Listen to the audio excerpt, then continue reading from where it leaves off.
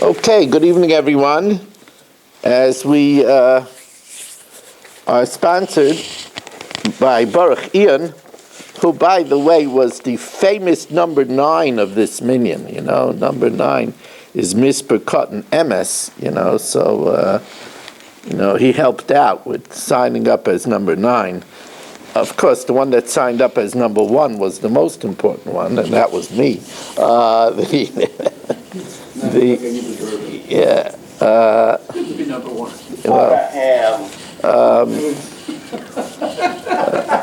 Your computer just called you a ham. That wasn't a computer. That wasn't anybody of any significance. Okay, Masha, I got you. We're dedicated by Shalom Fogel, Nishmas Yaakov Zev ben Yehuda Aryeh, Rivka bas Yaakov Yosef, Tzivya Miriam bas Gad, and Yosef ben Sion ben Yaakov Zev. By Baruch Ian, Nishmas Yaakov Chaim ben Abba, Esther bas Gittel, Avram ben Shmuel HaKohen. By Yaakov Yamansky, with a curse Tov to the Rav and the Zoom family, and Nachas from children and grandchildren. By A.B. Spry from Nachas from children and grandchildren. Ed Salah from London, and Joshua Rosenberg, a virtual Talmud. We are holding at the very top of Daf Kuf Lamed Beis as we welcome in Menachem Yamansky, Saba. We welcome in Mo Kushner, and great to see you, Mo. Irving Fishbaum, Mel Zachter, Aaron Swade, Eddie Chazan, Dr. Guy, Yisrael Fisher, who looks like he's in Tennisville. Wow. Marshall Castle, Mark Frankel, Shimon Klein, Shalom Fogel, who's still in Florida, Rabbi Kranz, Moshe Lehman, Nachman Chapler, Yitzi Muller, Ilya Shutman, Yeshua Shmuel Eisenberg, Yitzi Fuchs, Naftali Jablin, and here in the shul with our robust olam here, Berish Gesserman, Gedalia Engel, who's been missing too long, by the way, Avram Rezepkowitz, Chaim Kramer, Rich Lenner, Baruch Ian, Ruvain Shannon. I know that Michal Avram is in Florida. I don't know why he's not connected, but he is in the Shana Rishina, so we can imagine that he's doing something nice with his new wife, which is a good idea. We welcome in David Helfgott on Kol HaLashon. So, if you remember, we said an interesting thing, that if a husband gives everything to his wife when he has sons, we assume that he only made her an executor in order that the children should respect her. By Rava.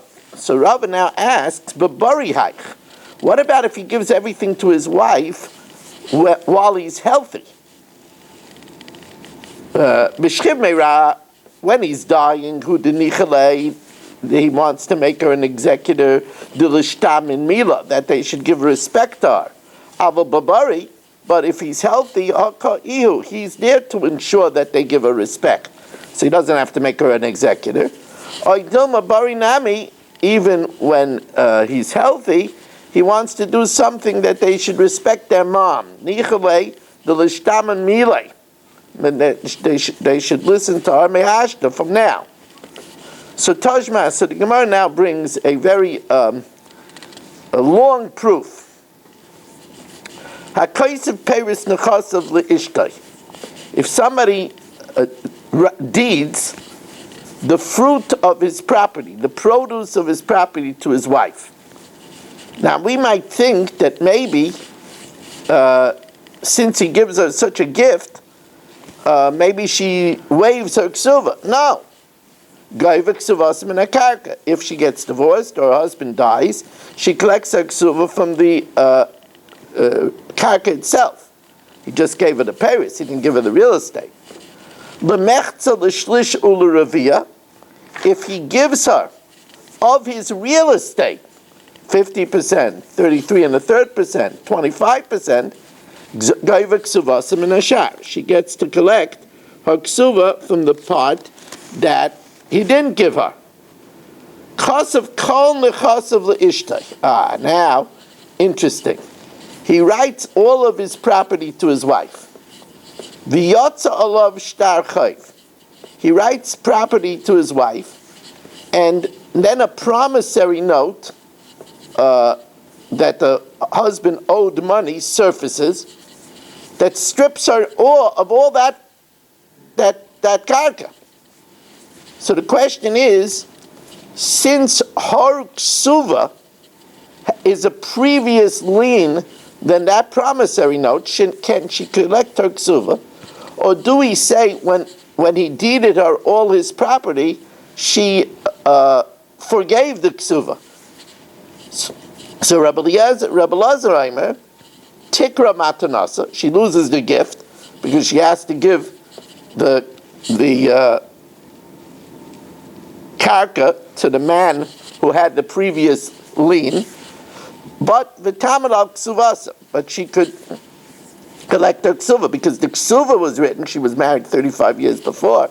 The ksuva was, she had a lien before the one who was holding the note. The chacham say, she's in trouble. Tikra ksuvasa, her ksuva is lost because when the husband gives her his real estate, she forgives the ksuva. V'tamad al matanasa, she, maintains the gift, but she has to give it to the creditor that had a previous lien. V'nimtzas karachas mikan mikan. It ends up that she's bald from both sides. In other words, if one stylist cuts her here in the front and another stylist cuts her here in the back, she's bald from both sides. She's well on her way to becoming a Hasidic woman.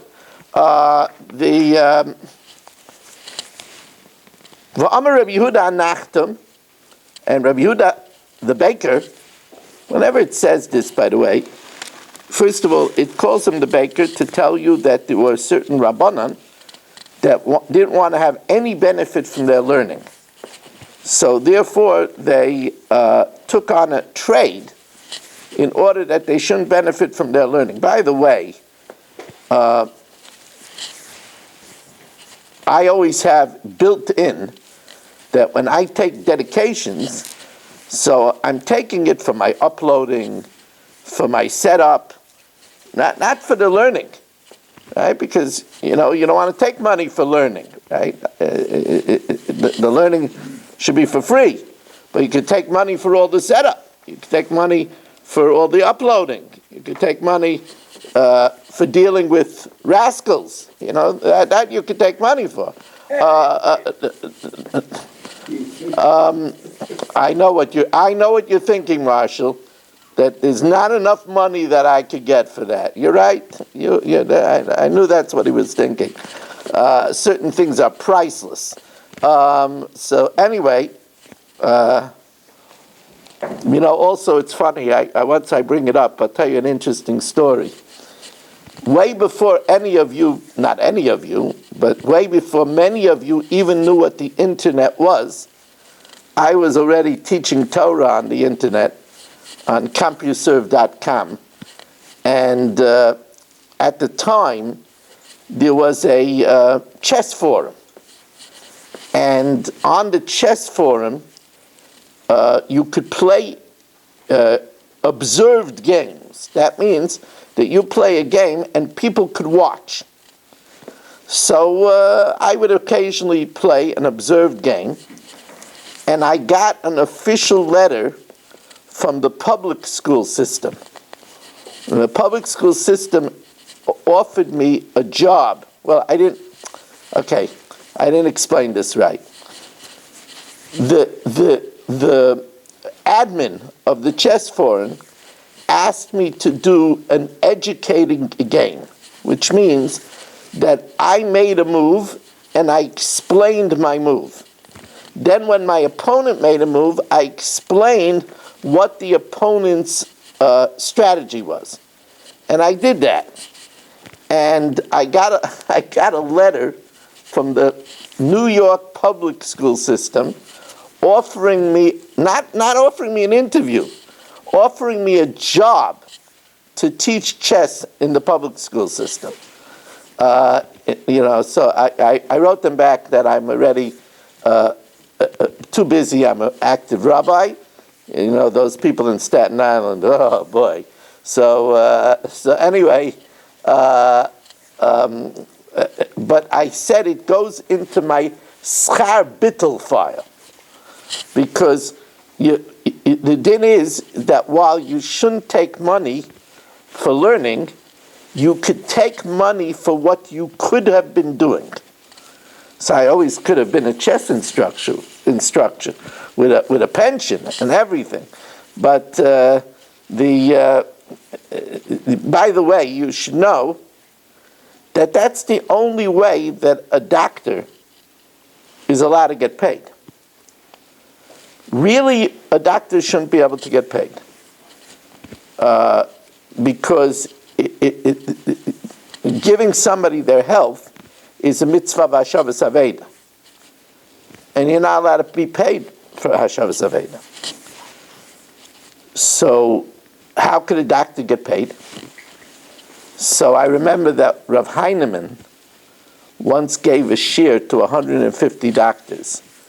It was an Agudah shir, so they wanted some Rabbanim to be there, so I went. So Rav Heinemann says the reason why a doctor could be paid is because he's allowed to take money from a guy. And since at the time that he's doing a procedure, he could have done it on a guy, he could have had an all-guy practice, so therefore it's his schar bittel to be able to say, I could have been doing this and therefore I could get paid. So while I can't say I could have been a priest, that I can't say, but I could have been a chess instructor, I could have been a pickleball instructor, right? And I could have dealing with what I have to deal with. I could have been a warden of a penitentiary, and anyway, so Not too far off with this year. yeah. Anyway, so okay, I don't know how we got into that, but anyway, it's Rabbi Yehuda Nachtem. There's another reason why it says Rabbi Yehuda Nachtem, and that is it's differentiating it from the regular Rabbi Yehuda. Whenever we have an addition, like when it says Mar Zutra from wherever that town was, Shiravia, it's coming to tell us it's not the classic Mar Zutra. So when it says Rabbi Yehuda Nachtem, it's not the classic Rabbi Yehuda, right? So so when we say Marshall Castle, it's to differentiate it from White Castle. So anyway, so V'amar Rabbi Yehuda Nachtem, Maisa, there was an incident, V'ira hadavar, and such a thing happened, Bebas achoisi kala, my niece who was my daughter-in-law, and what happened is that the husband gave her his property, and a promissory note was presented, and it took away the property, and he held that the psak was given by the Chachamim that when she took the property, she forgave her ksuva, or bo ma'asel fnei Chachamim, v'amar tikra ksuvasa, her ksuva is ripped up, meaning she forgave the lien, v'tamid al matanasa, she gets the gift, but the creditor takes it away. V'nimtza karachas mikan mikan. It turns out she's bald from both sides. Now. The whole thing was a mistake, though. Wasn't a mistake. I mean, had she known that it really wasn't a matana, it's like It was 100% a gift. Maybe this guy would never claim the money. He surfaced out of nowhere. The husband wasn't tricking her. So anyway, time of the yotza of shtar chayv. But this is only if there was a promissory note presented. The guy came back from Australia. Halo yotza of shtar chayv, but if not, kanya. And not that she was only an executor. So ubamai. If he was a dying man, no, if he was a dying man, there we said that everybody agrees that he's only making her an executor. Elalav, it must be talking about babari, with a healthy person. And you see that even with a healthy person, excuse me, we see that with a healthy person, we don't say he's making her an executor because he's around to make sure that the children will respect her, but rather that it's a gift. So the Gemara says, no, there's another way to learn. It's talking about a dying man. But if it's a dying man, we said he only wanted to make her an apotropos. But Rav Avira mukila bekulu, Rav Avira will say it's talking about all those cases, like a wife with his only brothers and no children. So there it's a gift. Or a divorced wife, or a wife with stepchildren. All the cases, while Ravina Mukila only with the two of the cases, B'ishta Arusa, where it was an engaged wife, B'ishta Grusha, or a divorced wife, that there we don't say that he wanted to make her an executor, so there it becomes hers, and we hold it becomes hers, and she's Meichel her lien, so she's bald on both sides. And indeed, that's the halacha. Amar of Yais Baminyumi, Amar of Nachman, halacha tikra ksuvasa, her ksuva gets lost, because when she got the estate, she forgave the ksuva, v'tamed al matanas, which is taken away from her, v'nimtza karachas mekan mekan, that she's bald from both sides. Says the Gemara, but, don't we say that, and this is really what Rabbi Kranz was suggesting. Don't we say that we go after what we think the person would be thinking? And why would she want to give up her ksuva? If something happens, why would she want to give up her ksuva? So the Gemara says, Amar Rav Yais ben Yumi, Amar Rav excuse me, L'meimra deloy azul Rav Nachman basar umdana. Does this mean that Rav Nachman doesn't go after what we would assume? Vatanya, Hari shahalach b'nai l'medina siyam. Let's say somebody's son went overseas. V'shama shemeis b'nai. And he heard that there was a terrible skiing accident, and his son died. And he went and he wrote everything to his friend. And then, then the son came back. He said, they thought it was me, but it wasn't me that was in the accident. Matanase matana. The Tanakama says the gift is still a gift. But Reb Shimon Menasya, matanas matana, because the umdana is, he only gave it to his friend because he thought his son was died. If he would know that his son was alive, he wouldn't have written it away. The law is like Reb Shimon ben Menasya. So the Gemara says, here it's different. Here she's so appreciative that her husband is showing her so much love, and that she wants people to know this, that her husband is showing her so much love. And I'm learning that it's a little bit not in the language. Let me read you the language first. Shani Hassan. The nichala, the tifrik ala kala. It's very pleasing that there went out a report that her husband loves her so much because that she wrote him her property. So out of appreciation for that, she forgives the ksuva. Now, Tanan Awesome. Hakaisim nechasav labanav. If a person writes his estate to his children, the kasav leishtoi karka kolshu, and he gives his wife a little itsy bitsy piece of real estate. He says to her, I'm granting you the garage. I know you like to park in the snow. I'm giving you the garage. So, ibda ksuvasa. She forfeits her ksuva. So right away the Gemara says, does that make sense? The ksuva is so much more than the garage. Why?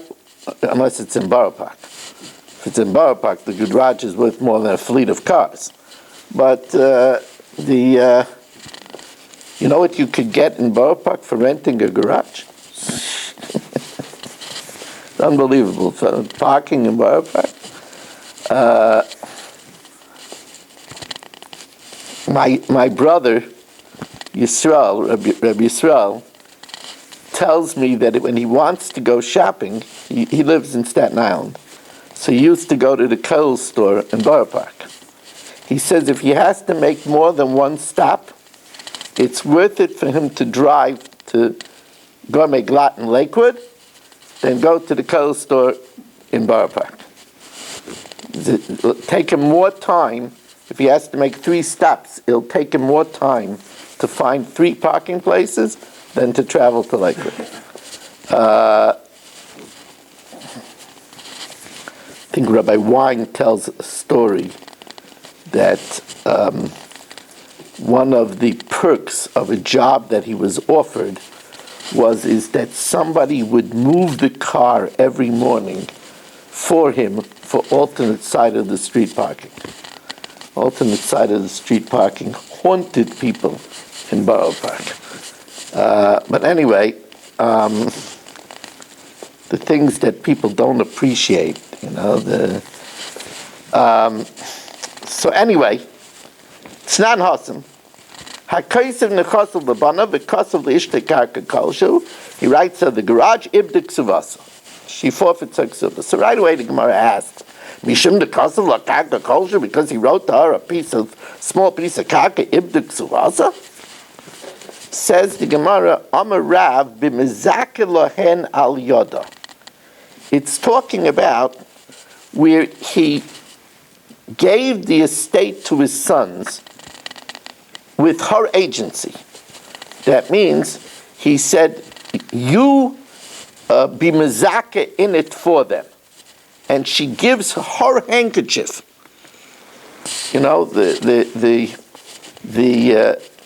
A lot of times we do it through a third party. And the third party gives their handkerchief and they acquire it on behalf of the other person. Because you could do that. You could be zaka al yidei acha. So since she gave her handkerchief, so it shows that she's okay with all of the children, with the children getting everything, even her ksuva.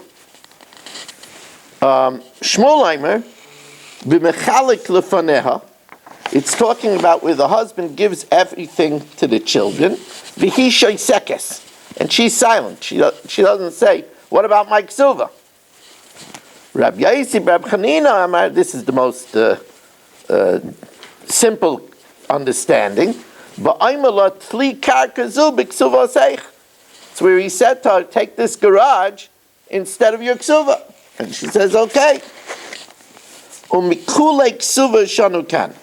And these are one of the leniencies of the laws of ksuva. Rabbi Yaisi Aimer, Tnan, Rabbi Yaisi Aimer, Rabbi Yaisi says, Im kibla aleha, if she accepted the loss of her lien, in other words, she said beferish that I'm relinquishing my right to the ksuva, then he doesn't even have to give her a garage. Then afal pi shaloi kasav la ibda ksuvas.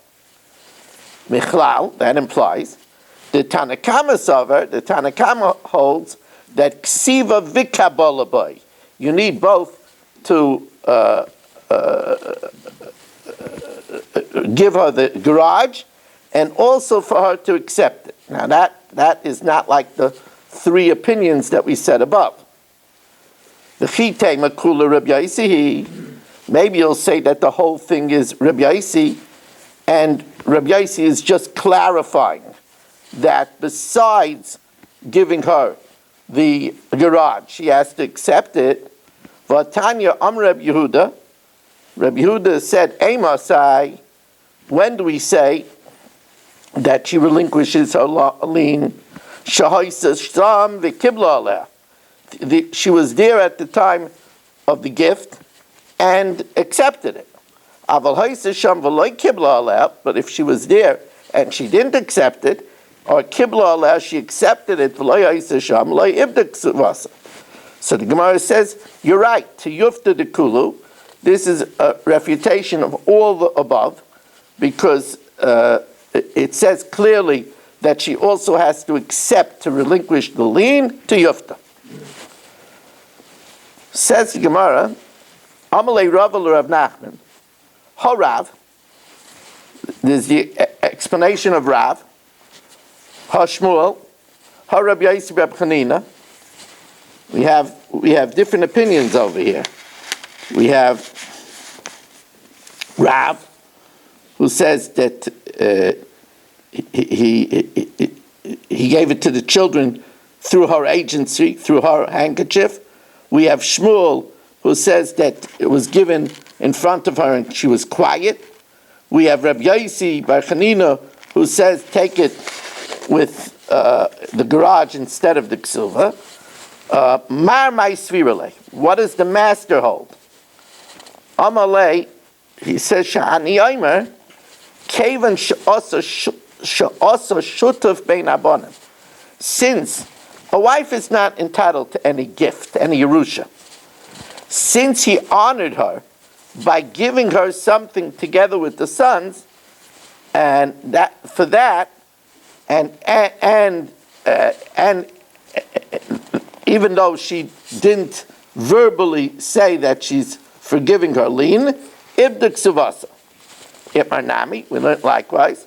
Amar Rav Yosef ben Yumi, Amar Rav Nachman, Kevan she'asa shutuf bein abanim, since he made her a partner with the children, ibda suvasa. Now, by Rava inquires, Bibari hai, what's the din where he was healthy and he gave everything to his sons with a small gift to his wife? Mi amrinan, do we say, Bishkiv merahu, it's only if he's dying, the yada the lesle, so she knows that he doesn't have anything else and he's dying, he's not likely to get anything else, and she didn't say anything, v'kamacha, that means she forgave. Aval babari, but by a healthy man, where she figures, okay, he gave the gifts to his sons now, but he's going to get other stuff. Aval babari savre hadar kani, o dilma hashtami alesla, he doesn't have anything now, and maybe she's meichel d'ksuva even when he's healthy. Says the Gemara, take him.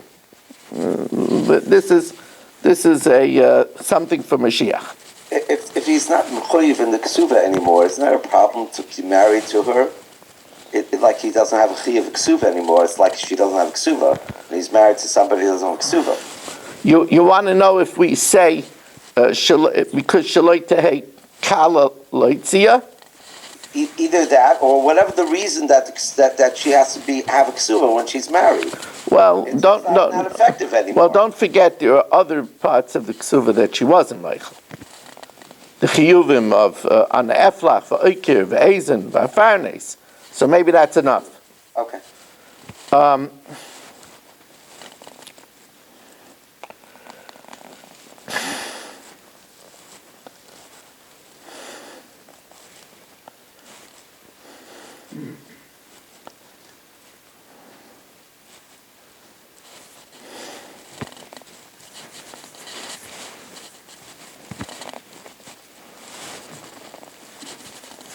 Now,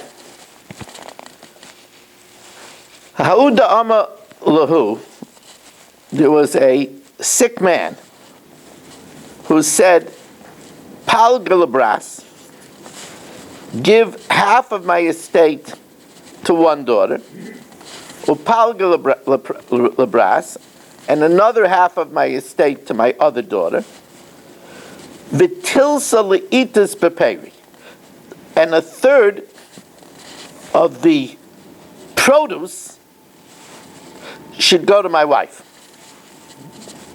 So he gave half of the property to one daughter, half of the property to the other daughter, but there's the yield.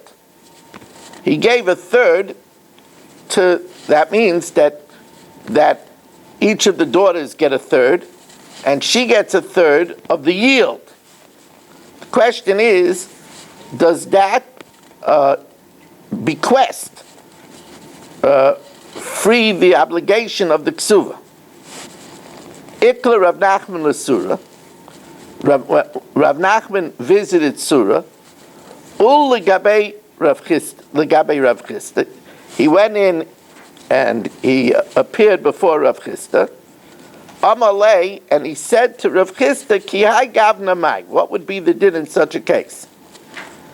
So Amalei, Rav Chisda said, Hachi Amashmul, afilu lo hikna la eladekel echad leperoisav. Even if he gave her one palm tree for the benefit of its fruits, ibdak suvasa. So Rav Nachman said to Rav Chisda, that's where he gave her the palm tree. That's real estate. Here he only gave her produce. Amalei ema da amishmul hasam da akne la begufa da ara. There he gave her rights to the land. Hacha peru. Here it's only metaltalin. And remember the ksuva is a lien on real estate. Here he only granted her yield, which is metaltalin. Amalei, so Rav Chisda said, metaltalei karmet, you're talking about only movables? Metaltalei vade loy kamina. If it's only movables, the wife doesn't forfeit her lien for only movables. Okay, we're going to stop over here. And we're going to learn now the Mishnah Yomis.